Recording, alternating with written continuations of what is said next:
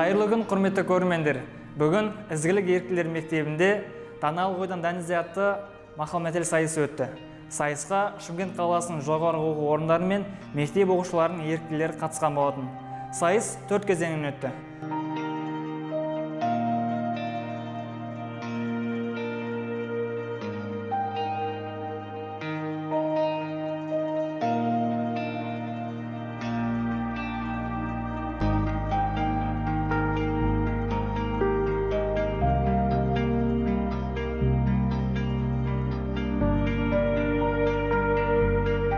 Сайыс соңында өздеріңіз көргендей марапаттаулар мен номинациялар болды.